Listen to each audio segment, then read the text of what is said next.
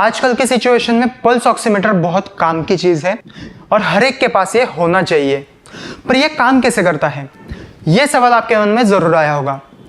आज के इस वीडियो में मैंने ये पल्स ऑक्सीमीटर काम कैसे करता है ये बहुत आसान भाषा में और डायग्राम के साथ समझाने की कोशिश की है, इसलिए इस वीडियो को एंड तक देखते रहना। Welcome to my channel, I am Shivam. Pulse oximeter में लैम्बर्ट बियर्स लॉ का यूज हुआ है, जो बोलता है अगर आप लाइट किसी मीडियम से पास करते हो तो कुछ मात्रा में लाइट वो मीडियम एब्जॉर्ब कर लेगा, ठीक है। और पल्स ऑक्सीमीटर में वो मीडियम है अपनी स्किन में जो कैपिलरीज है उसमें अपना ब्लड फ्लो हो रहा है, बस हमको वो सेंस करना है कि ब्लड में ऑक्सीजनेटेड ब्लड कितना है और डीऑक्सीजनेटेड ब्लड कितना है। अब ये कैसे करेंगे ये भी बताता हूँ। उससे पहले एक एग्जांपल देख लेते हैं। एग्जांपल के तौर पर मैं सैनिटाइजर की बॉटल्स यूज कर रहा हूँ। ये देखिए, दोनों बॉटल क्लियर है। ये देखिए, ये बॉटल भी क्लियर है, लेकिन इसमें जो सैनिटाइजर है वो व्हाइटिश है, और ये सैनिटाइजर है ये एकदम क्लियर है, बॉटल भी क्लियर है। अब आपको पता है इसमें से हम लाइट पास करेंगे तो पूरा लाइट पास हो जाएगा, थोड़ा एब्जॉर्ब होगा लेकिन लगभग पूरा लाइट पास हो जाएगा। और इसमें से पास करेंगे तो काफ़ी थोड़े मात्रा में लाइट दूसरी तरफ से पास हो पाएगा, क्योंकि इसका मतलब है इस मीडियम ने लाइट एब्जॉर्ब कर लिया। ये देखिए, अगर मैं इसमें लाइट पास करता हूँ तो बहुत थोड़ी मात्रा में ही लाइट इसमें से बाहर निकल पा रहा है, और क्लियर में से पास करूंगा तो लगभग सारा लाइट निकल जाएगा। तो इसका मतलब क्या है, जो मीडियम है ये लाइट एब्जॉर्ब करता है। ऐसे ही हमारा ब्लड होता है। इसी तरह समझ लो जो हीमोग्लोबिन है वो दो तरह के मीडियम बना देता है लाइट के लिए। मतलब एक ऑक्सीजनेटेड हीमोग्लोबिन होता है और एक डीऑक्सीजनेटेड हीमोग्लोबिन होता है। अब ये सैनिटाइजर का एग्जांपल आपने देखा, इसी तरह ब्लड में भी होता है। उससे पहले पल्स ऑक्सीमीटर की डायग्राम समझ लेते हैं। पल्स ऑक्सीमीटर में क्या क्या कंपोनेंट्स होते हैं और वो कैसे लगे होते हैं, कैसे उसमें से लाइट पास होता है, ये समझ लेते हैं।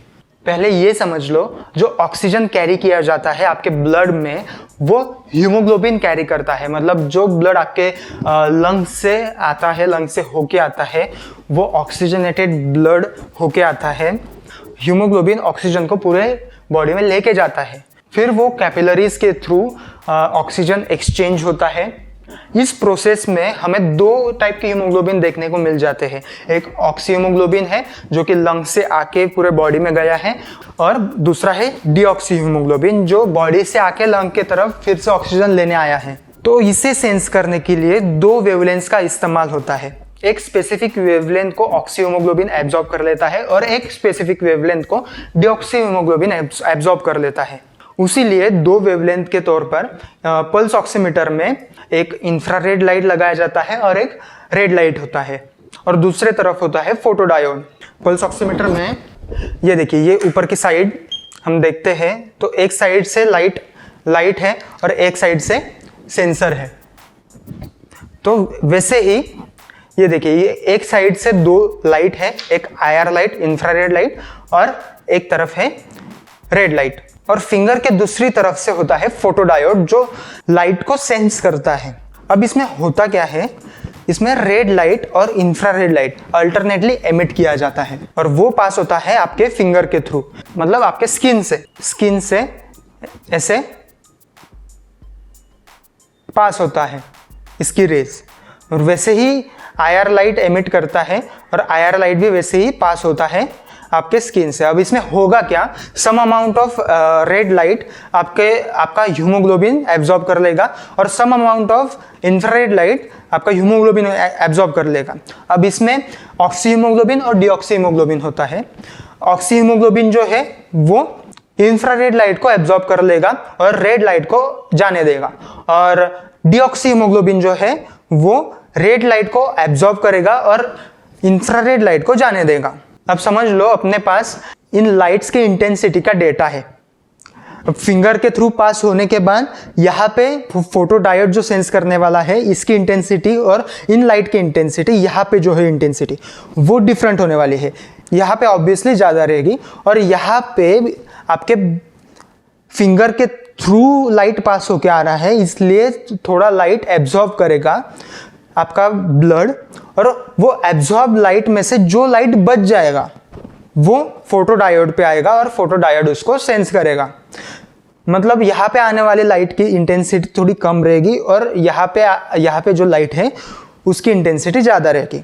अब समझो ये IR लाइट है और ये समझो आपका ब्लड है, इसमें है ऑक्सी हीमोग्लोबिन।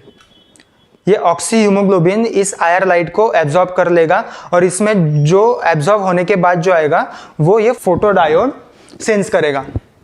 अब ये हमारे पास डेटा है, जितने अमाउंट में आपके ब्लड में ऑक्सी हीमोग्लोबिन है, मतलब जितने अमाउंट में आपके ब्लड में ऑक्सीजन है, उस पर डिपेंड करेगा IR लाइट का एब्जॉर्प्शन। मतलब जितना ज़्यादा आपके ब्लड में ऑक्सीजन है उतना ज़्यादा IR लाइट ब्लड एब्जॉर्ब कर लेगा, उतना ही कम लाइट इससे बाहर आ पाएगा, मतलब आपके फिंगर से बाहर आ पाएगा।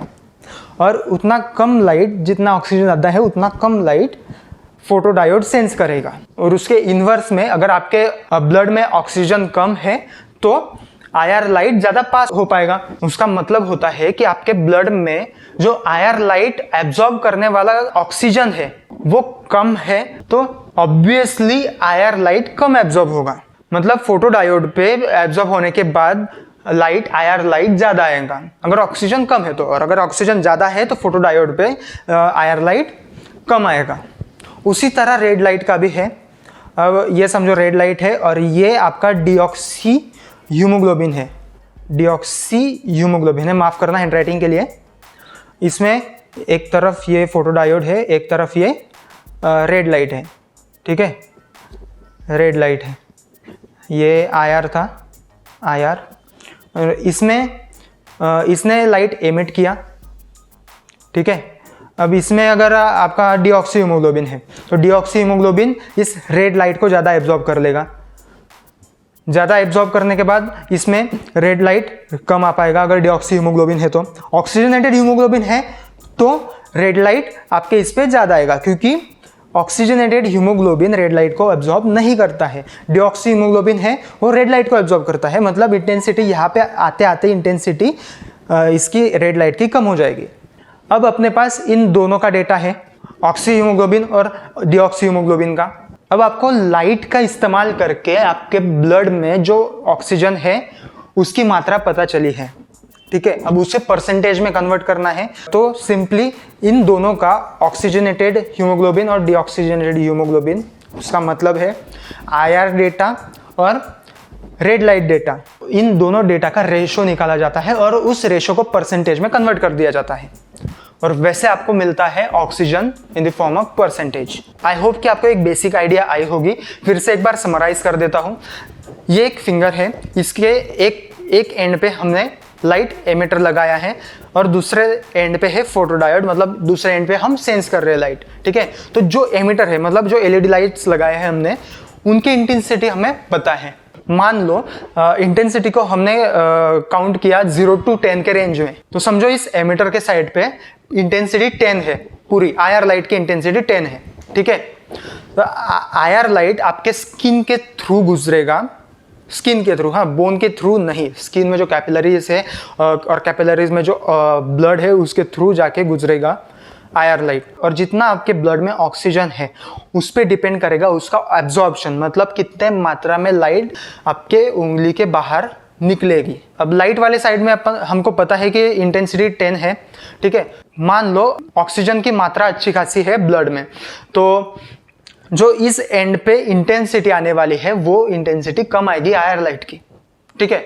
मान लो 10 में से 3 इतना ही लाइट आ पाया और ये सेंस करता है फोटोडायोड। वैसे ही आप रेड लाइट एमिट करोगे तो red light deoxy haemoglobin detect करेगा और जो ऑक्सीजनेटेड हीमोग्लोबिन होगा वो रेड लाइट को पास होने के लिए अलाउ कर देगा और जो डीऑक्सीजनेटेड हीमोग्लोबिन है वो उसे एब्जॉर्ब कर लेगा। मतलब रेड लाइट की इंटेंसिटी यहाँ पे 10 है तो समझो ऑक्सीजन अच्छे मात्रा में है आपके बॉडी में, आपके ब्लड में, तो इस साइड में आपको मिलेगा 7 या 8 का इंटेंसिटी। अब ये 3 और 7 ये हमारे पास डेटा है और एमिटेड भी हमारे पास डेटा है। इस डेटा को प्रोसेस किया जाता है, इसका रेशो निकाला जाता है ऑक्सीजनेटेड हीमोग्लोबिन और डीऑक्सीजनेटेड हीमोग्लोबिन का। और इस रेशो को प्रोसेस करके परसेंटेज निकाला जाता है। अब आपके मन में सवाल ज़रूर आया होगा कि हम तो एक ही फोटो डायोड यूज़ कर रहे हैं और 2 वेवलेंथ के लाइट यूज़ कर रहे हैं, मतलब एक IR लाइट है, एक रेड लाइट है, 2 लाइट्स यूज़ कर रहे हैं और एक ही फोटो डायोड यूज़ कर रहे हैं, तो सेपरेट ये सेंस कैसे करेगा? रेड लाइट को और IR लाइट को ये सेंस कैसे करेगा? तो इसके लिए क्या किया जाता है, 1 सेकेंड में बहुत बार अल्टरनेटली इन दोनों को चालू बंद किया जाता है। जब IR लाइट चालू होगा तब फोटो डायोड IR लाइट की ही वैल्यू सेंस करेगा। और वैसे बहुत सारे सैंपल्स कलेक्ट किए जाते हैं और उन सैंपल्स को प्रोसेस करके दोनों का रेशो निकाल के हमें परसेंटेज के फॉर्म में वो दिखाया जाता है। अब ये देखो, ये वेन फाइंडर है। इसे मैंने मेरे 8th स्टैंडर्ड में बनाया था और आज मैं मेरे इंजीनियरिंग के लास्ट ईयर में हूँ, बेसिकली हो ही गई है, लास्ट मंथ बाकी है बस इंजीनियरिंग का। ये वेन फाइंडर जब इंट्रावेनस इंजेक्शन दिया जाता है आपके वेन में, तब वेन्स फाइंड करने के लिए ये वेन फाइंडर काम आता है। ये भी सेम लाइट एब्जॉर्प्शन के लॉ पे ही काम करता है। इसका ये 3rd प्रोटोटाइप है। 1st प्रोटोटाइप मैंने मेरे 8th स्टैंडर्ड में बनाया था और ये 3rd प्रोटोटाइप मैंने मेरे आई थिंक 11th स्टैंडर्ड में बनाया था। मतलब लगभग इसे 6 साल हो ही गए हैं, पर आज भी पापा इसे क्लिनिक में यूज़ करते हैं वेन्स फाइंड करने के लिए। इसमें क्या होता है, आपकी वेन है समझो, ठीक है, आपके वेन में ब्लड ज़्यादा है, बाकी स्किन में भी आपके ब्लड है लेकिन वो कम मात्रा में है, वो आपके कैपिलरीज में है, और जो वेन्स है उसमें ब्लड भारी मात्रा में होता है। तो वो ब्लड क्या करेगा, इसमें भी रेड लाइट है, उस रेड लाइट को ब्लड एब्जॉर्ब कर लेगा और जिस जगह पे लाइट एब्जॉर्ब किया है वो जगह हाईलाइट हो जाएगी, बाकी जगह जो है वो ब्राइट दिखेगी और जो लाइट एब्जॉर्ब वाली जगह है वो डार्क दिखेगी, मतलब जो वेन है वो डार्क दिखेगी। इस तरह से ये वेन फाइंडर काम करता है। आज के वीडियो में इतना ही, लेकिन पल्स ऑक्सीमीटर के बारे में मेरे चैनल पे और भी वीडियोस हैं, वो जाके ज़रूर देखना। एक वीडियो है जिसमें मैंने स्मार्ट वॉच और पल्स ऑक्सीमीटर को कंपेयर किया है। स्मार्ट वॉच ऑक्सीजन सैचुरेशन की रीडिंग कैसे देता है, एक्यूरेट है इनएक्यूरेट है, वो मैंने पल्स ऑक्सीमीटर के साथ कंपेयर करके दिखाया है और रिजल्ट्स बहुत शॉकिंग मिले हैं। लिटरली एक्चुअल ब्लड ऑक्सीजन 90% था और पल्स ऑक्सीमीटर भी 90 शो कर रहा था, और ये स्मार्ट वॉच 99, 96 ऐसे शो कर रहे थे। इसके साथ मैंने ऑनर बैंड भी कंपेयर किया है उसी वीडियो में, और ये बोट स्मार्ट वॉच है। इन दोनों स्मार्ट वॉचेस को मैंने पल्स ऑक्सीमीटर के साथ कंपेयर किया है, वो वीडियो जाके ज़रूर देखना। वीडियो में दी गई इन्फॉर्मेशन अच्छी लगी हो तो लाइक और शेयर करना मत भूलना, और मेरे चैनल को सब्सक्राइब करके बेल आइकन दबाना भी मत भूलना। Thank you.